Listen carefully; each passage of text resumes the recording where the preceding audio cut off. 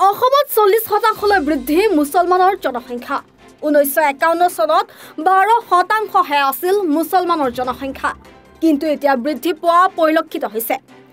অসমত হিন্দুৰ জনসংখ্যা 60%ৰো কম নেকি তাক লৈ প্ৰশ্ন উত্থাপন হোৱা দেখা গৈছে এই কথা মুখ্যমন্ত্ৰীয়ে ৰাজহুৱা কৰিলে তথ্যত মুখ্যমন্ত্ৰীয়ে মন্তব্য কৰিছে যে অসমত 40% লৈ বৃদ্ধি মুছলমানৰ জনসংখ্যা ইয়াৰ বাবে আমি কেইবাখনো জিলা ইতিমধ্যে হেৰুৱাইছো এয়া অসমীয়া আৰু মোৰ বাবে জীৱন মৰণৰ খেল প্ৰতিদিনে ইয়াৰ বিৰুদ্ধে সংঘৰ্ষ কৰি আছো জনগঠনী পৰিৱৰ্তন আমাৰ বাবে এটা ডাঙৰ সমস্যা নিউজ টেক্স ৰিপৰ্ট এনি ভাৰত 24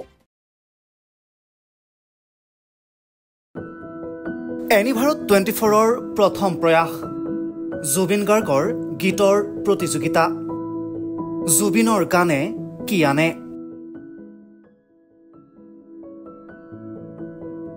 অডিশ্যনৰ বাবে যোগাযোগ কৰক 8638661821 আৰু 8812831556 নম্বৰত এনি ভাৰত 24 উদ্যোগত এটা নতুন সংগীতৰ প্ৰতিযোগিতা আয়োজন কৰা হৈছে য'ত মোৰ গানৰ